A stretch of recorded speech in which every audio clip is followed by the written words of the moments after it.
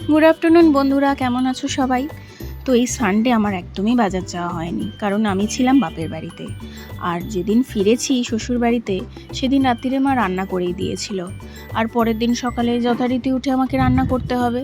তো ভেবে ভেবে ফার্স্টেই বসালাম জলখাবারটা। আর জলখাবারে করেছিলাম উপমা। প্রথমে ভেবেছিলাম চিড়ে দিয়ে করব, তারপরে চিড়েটা ছিল না বাড়িতে, তো ছিল সুজি।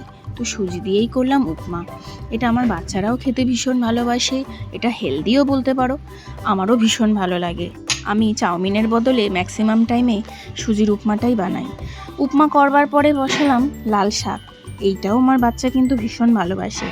অনেক বাচ্চাদের শুনি শাক পাতরা খেতে চায় না, কিন্তু আমার বাচ্চাকে যদি আমি মেখে খাইয়ে দিই একদমই ভালোবেসে খায়। আর এই লাল শাকটা ওরা ভীষণ ভালো খায় অন্যান্য শাকের থেকে। লাল শাকও আমার হয়ে গেছে। এবার বসাবো ছোলার ডাল। ছোলার ডালটা আগের দিন রাত্রিরেই ভিজিয়ে রেখেছিলাম, কারণ আগের দিন রাত্রিরে ভিজিয়ে রাখলে ছোলার ডালটা একটা দুটো সিটি মারলেই হয়ে যায়। তো রীতিমতন আমি পেঁয়াজ, একটু টমেটো, কাজু বাদাম দিয়ে ভালো করে ওটাকে ভেজে তারপরে ছোলার ডালটাকে দিয়ে দিয়েছিলাম। সাথে যেই গুঁড়ো মশলাগুলো থাকে সেটা দিয়েছিলাম, হলুদ গুঁড়ো, লঙ্কার গুঁড়ো, জিরের গুঁড়ো, কাঁচা লঙ্কা অনেকে দেয়। তোমরা জানো আমি কাঁচা লঙ্কা খাই না, আমার বাচ্চাও খায় না। তো ঝাল যেহেতু একদমই খাই না, ঝাল একদমই পড়ে না, তো খানিকটা মিষ্টি দিয়ে ছোলার ডালটাও বসিয়ে দিয়েছি। ডালটা হতে হতে আমি এদিকে একটু চিকেনটা মেখে রাখবো। চিকেন ওরা বলেছে মা আজকে ভাজা খাবো, ঝোল খাবো না।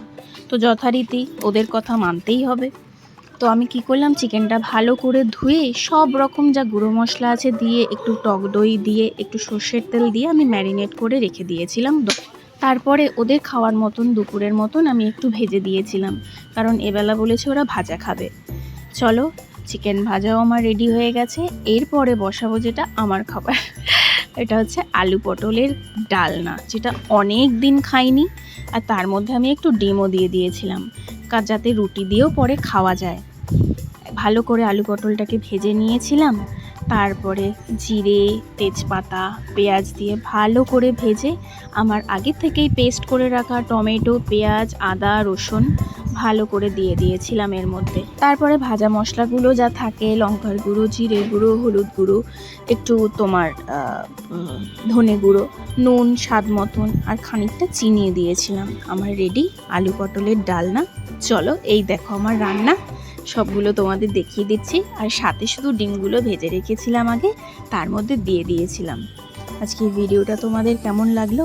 ভালো লাগলে কিন্তু অবশ্যই একটা কমেন্ট করো। টাটা।